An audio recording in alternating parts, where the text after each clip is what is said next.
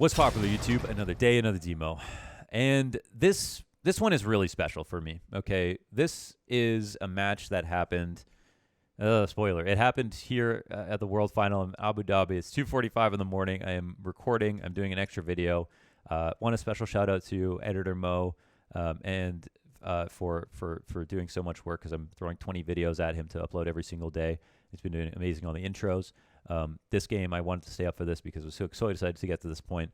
This player, before I spoil it, is somebody who I think, okay, my biggest L this year was saying that Spinks on Twitter, saying Spinks is a generational talent. And maybe that could still be true. I think Spinks had such an unreal start to the year, but now I credit a lot of his success to Snappy and Ents, and so much, I hold them in such a high regard. Spinks had a honeymoon period on Vitality and then dropped off quite a bit and had a very slow end to the year. But that's kind of my biggest L. I think, I would still play. I would say that again for this player, okay? As much as my word might mean less. This player has been outstanding. It is his rookie year. He's a player who is one of the most versatile. He has the best movement of any player of his caliber right now. He is the guy who can translate details about maps and movements into pro level CS like nobody else can. He's somebody who I am going to gush a lot about in this demo and talk about how I think I should have put him even higher. He is somebody who I feel like if he was the player who was the best in their worst moments on his team, and definitely if there was a way to give an excuse to one player for losses or not making it to a major, it would be this guy. I think you might know who I'm talking about at this point.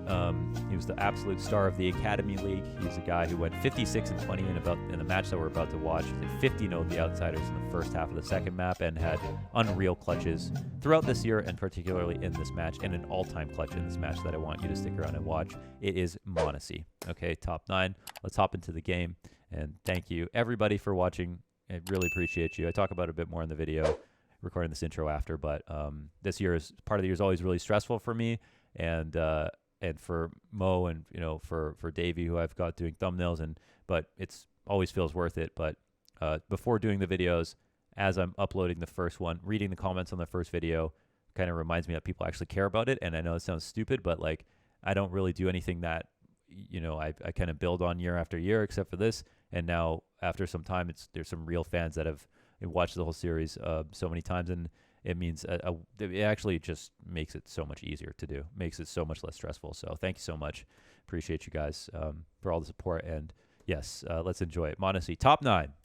Excuse me while I gush a bit, okay, because m0NESY, first of all, this is one of my favorite maps of the year, player agnostic, and this is one of m0NESY's objectively best maps of the year, T and CD side. We're just going to watch the T side because it has a couple of clutches.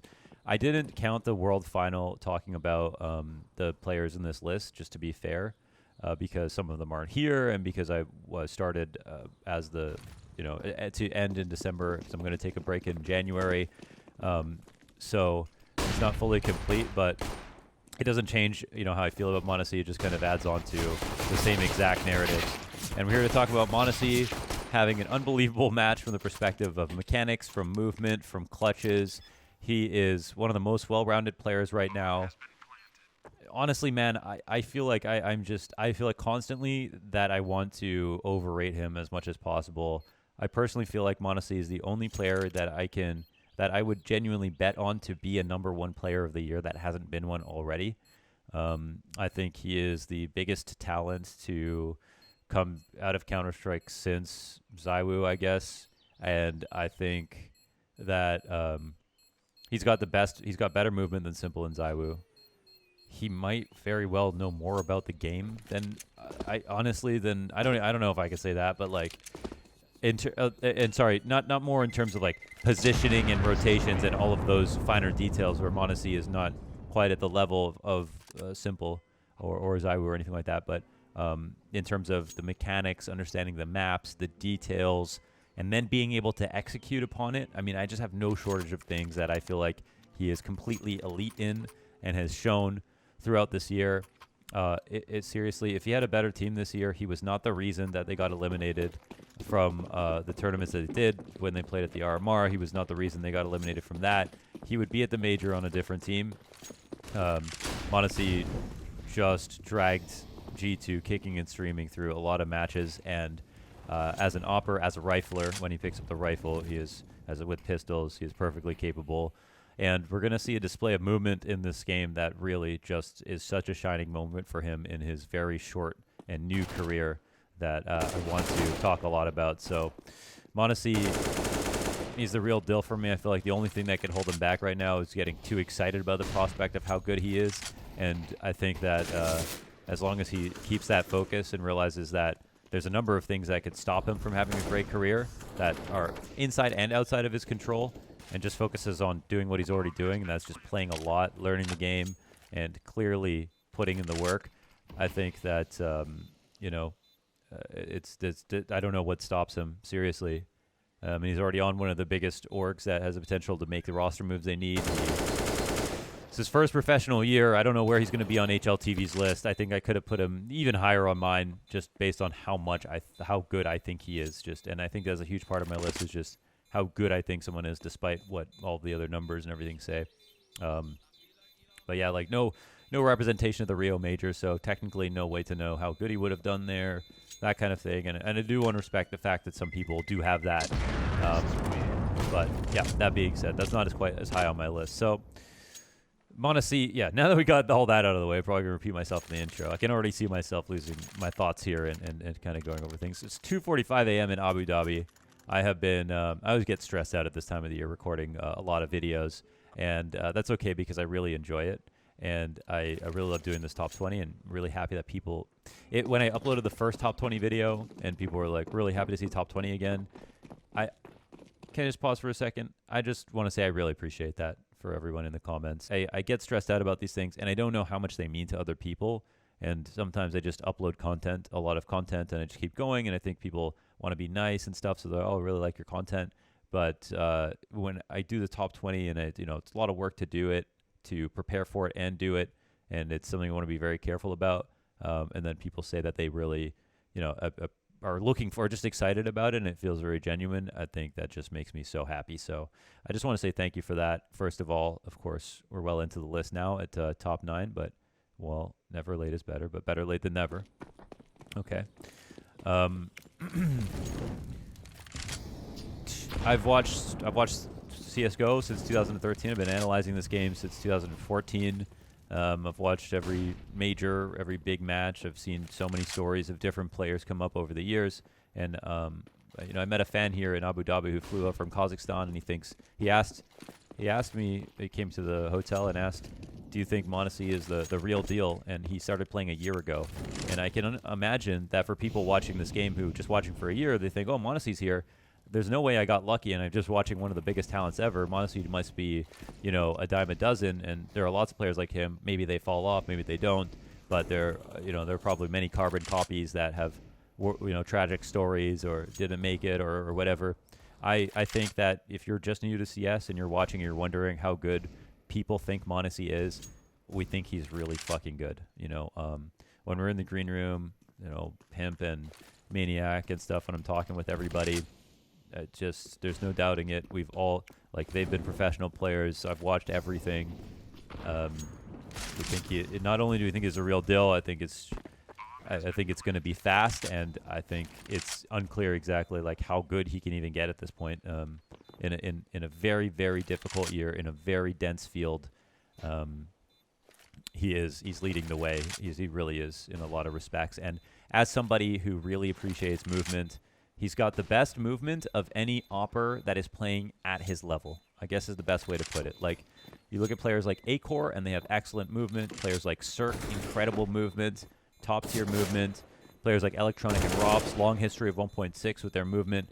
But in terms of showing it and all of the advantages that you can gain from movement, which are actually, it's really, really nuanced and hard to kind of put into words exactly what you need to do to get every little advantage. m0NESY displays it better than anybody I've ever seen. I'm gonna say that, man.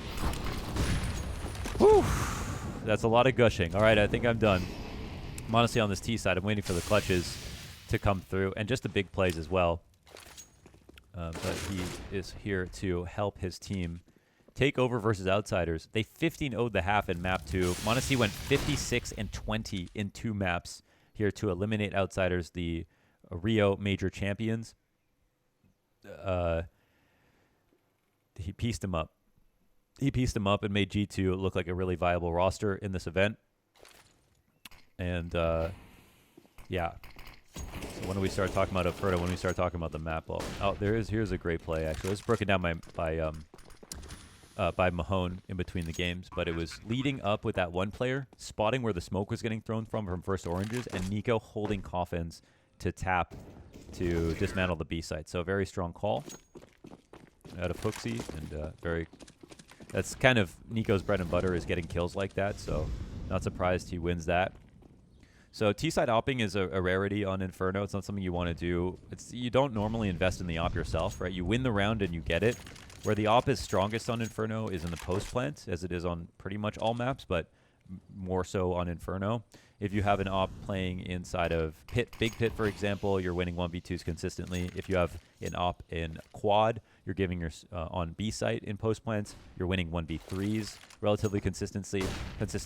And although it's not worth buying the op in the beginning of the round on T side, it's much better to try to win a round and get the op from the other team. Having the op to win T rounds in post plants is almost imperative sometimes. So that's how strong playing positions like Quad is with the op.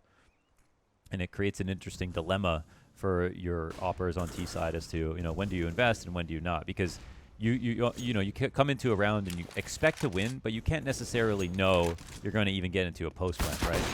So sometimes you favor having the money. But here it is, Monacy looking for some action. The big pit kill allows his pit player, JKS, to get out and get this shot off, and now one is in the site playing behind the smoke. And as long as they wait this out, there's still enough time to approach this safely. Honestly, he's going to hunt this down.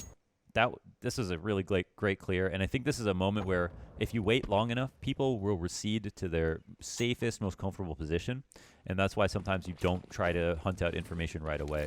That was still a fine angle for Fame. Nothing wrong with that, but you'll notice that if you give someone enough space, they'll end up going back to their favorite spot, or they'll go back to the most catch-all position, or the a really strong angle in general, not playing some kind of off angle, which is what thing you remove by waiting.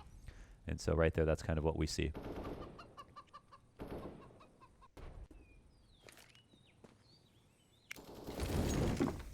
So this Molly flash combo is for the op if it's going to be on lane, and it also pushes back any setup that could be here. They don't have a quad smoke to pair with it for bracket control, but they're playing light. Monacy scopes early, so he can't be hurt, of course. That flicker means everything to the CTs who are listening. And so you can't give that away. An op being spotted on Inferno is really big information.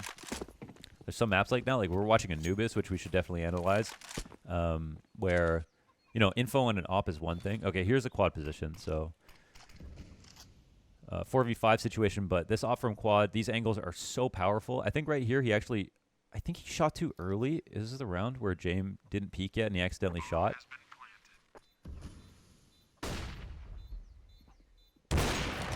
Oh no, that isn't. Just a straight punish. Okay. So that keep that in your mind. Holding this angle right here is just wins the round, right? Like if you're playing on top of coffins with the riflers, you have an op back here. That op can take the shot and hide easily. It's a free shot, free kill for him, and then your coffins players are still alive. And then Monacy can decide if he wants to peek the right side, peek the left side of quad again, or just sit and wait totally. You need to have utility to dislodge the opper. It is a total checkmate to have an opper at quad on the T side. I mean, you could have 4 pistols around it and really just win rounds versus full buys. That's how strong the position is in the post plant.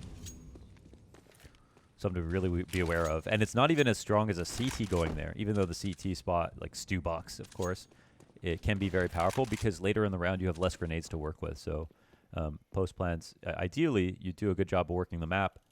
You do a good job working the map, and then if you do, you draw grenades out, and then your post plant's even stronger. No grenades, no win on retakes on Inferno. You need lots. And you need lots of grenades in the early round. The grenades and the map design, the way that it's designed, is not fun for oppers. It's very hard for T side to have impact until that post plant. And so here, let's see. Look at the speed that comes out of these players now towards mid as soon as they hear James, who's going to try to beat them back towards A site surely. They're going to run up, worried about Big Pit again. We saw this kill come down. There's time on the clock where they could get wrapped for March, so he's probably worried about it. Moto Smoke comes down. Monty takes peek. He's still thinking about scaling and helping his teammates scale in this spot. They're being very patient here. JKS up in the halls again. Flash goes over the Big Pit. And now they're rotating into the site off of this site smoke, which can allow for the plant, but it can also open up an angle to spam the guy who's trying to plant the bomb. So it can be a scary spot, and Norbert stays alive in the pit. Actually, Norbert did a great job in the pit so far this event. Actually, the 2 games they played, I should say.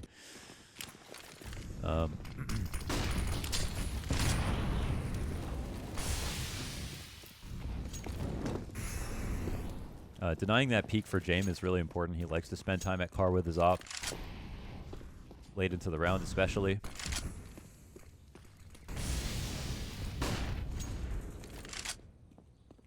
I feel like I had a point that I didn't finish. Sorry about that if that's true.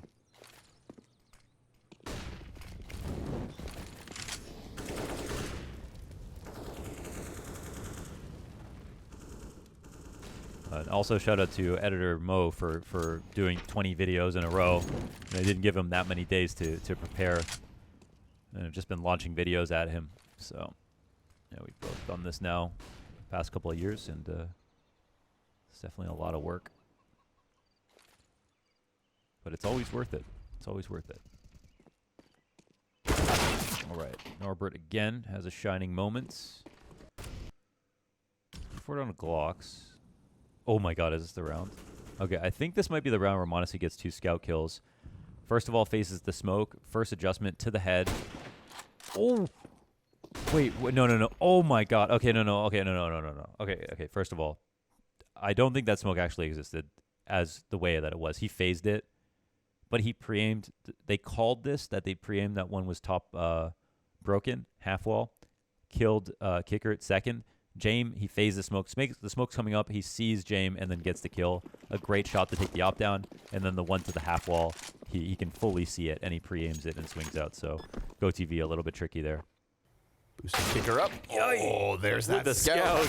Oh! See what the... No! Pre-aim to the top of the half wall. No. Open B He just site. wins the round. He just wins the round like that.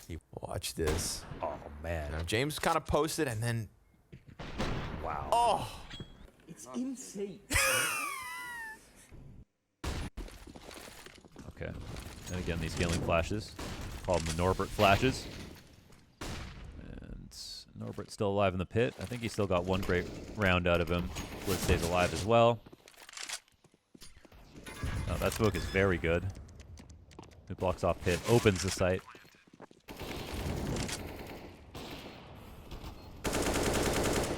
And I don't think Monacy can win this now. Actually, no, I don't think he does. I think he gets fame. Yeah, he gets fame, and then Flit kills him from the pit. That was an amazing flash dodge. I actually didn't even see it on my screen.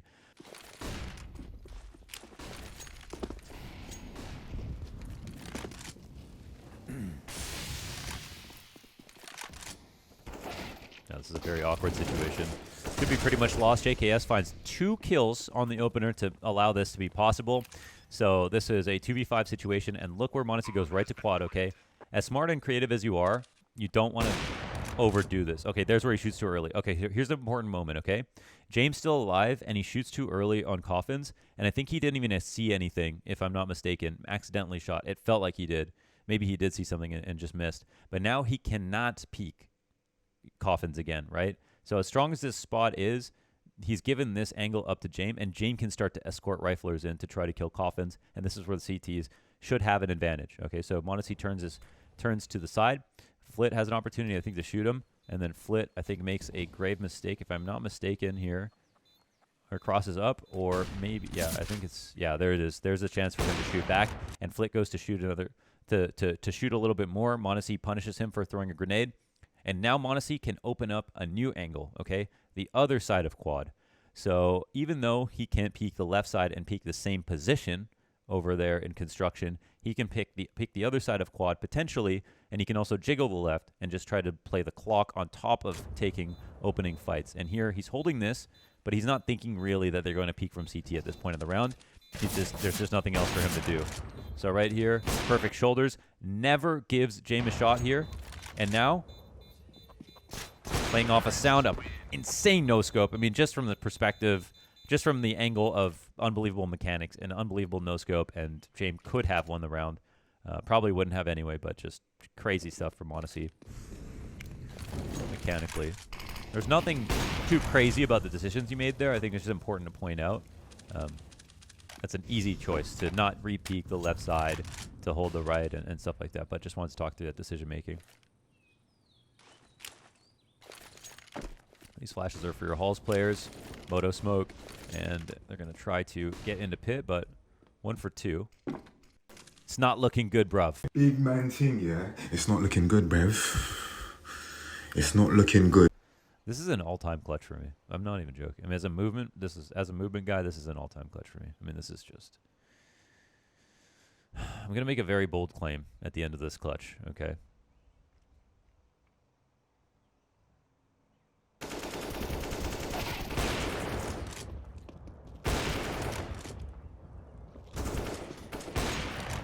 Hunter, like JKS in that previous round, makes this possible. Kind of sets up Monacy to at least get towards this. But now in the 1v3, Hunter gets another one. 2v2. Time is a problem. Now he knows where both are. This should be impossible to dislodge. Player on his right, his left. Crossfire. Big pit. No bomb. Bomb's up on the balcony. Nico jumped off the balcony into lane. Okay? What does Monacy do? He figures out, how do I get this kill? Give me this fight. And Norbert at this point thinks, I've already got this round 1. His teammate should be here fighting on lane, but now he's playing time. Norbert could have tucked, but it should still be over. 8 seconds. He's got to get up on the hay cart. But look at this. Goes to jump at the bomb, takes it on the way out, doesn't jump over the railing, and turns it into a strafe that allows him to plant within 4 seconds. That is the movement, the execution, and something that only Monacy can do live consistently that allows him to win rounds. And now he goes up to the best spot that you can possibly go in a 1vx situation on the A side of Inferno. Low HP, 13 health, and he's killing Flit or Fame. It has to be the first bullet, and he delivers.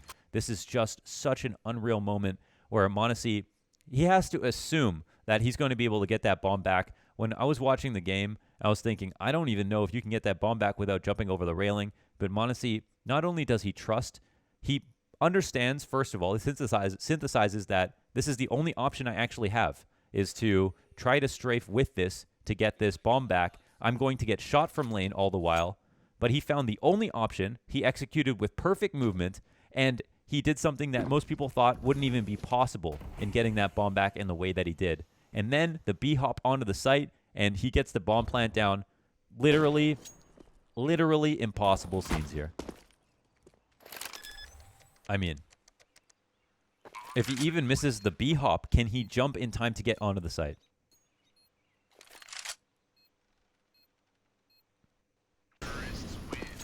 I don't know. You know, this is like such a shining moment for Monacy in a year with incredible clutches from him. You know, the one before versus MIBR earlier on, that was all time. Dude is just crazy with it, and yeah, it's amazing to watch. And honestly, like watching his stream talking about maps and things, like me even who has 10,000 hours and studied movement and looked for all the little details and things like that, like I don't know. I didn't know so many things that he pointed out. I was like, whoa, this detail, like holy, how did he even know that about this map? So he's the guy looking at clip rushes in the map by himself, deathmatching as much as he's theory crafting and making it all translate to pro play. I think that's the big thing, right? Anybody can be a nerd, but to be able to be a nerd and then also be like a top professional player in a schedule where you barely have time to do anything for yourself, where you're just actually practicing nades, rotations, and executions with your team, and then playing live matches constantly, and then being under all the pressure. I don't know how it's juggled with him. It's just it's mad, bruv. It's mad, bruv.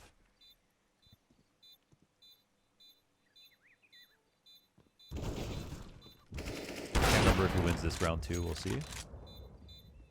No, they don't. Oh, they do actually. Yeah, even though he misses it. So that's it. God, I love that demo. I love that match. Nothing but praise for Mondesi, of course. So, that's why he's my top 9 player of the year. Maybe I genuinely even believe he's more. But with G2's results and the lack of runs and no representation at Rio, I mean, I got to relax a bit, huh? He's still young, the rookie year. Outstanding performance from Mondesi. I hope he doesn't watch this so his head doesn't get too big. Plenty of great careers have been stopped because of number of things, and you don't get too excited. When we get excited about young players and how good they are at first. There is always that true potential that they could be one of the people we talk about for a long time. But the ones that actually float to the top are so far and few between. That's why we have the word legend. That's why we have so much reverence for the legends. That's why players like Simple are simply the players you cannot just toss away because of a bad month just for somebody else who's having a great month. That's why you have to actually believe in guys like that who have done it for so long because they're doing something that no one else has done. And Mondesi is not at that level. No one else is really. And he's trying to get to that elite level. But if I had to place a bet, an outside gamble, and say if there's one player I could pick, honestly, it'd be Mondesi. So that's all I'll say about that. Thanks for watching. That's top 9. Let me know who you think is going to be number 8.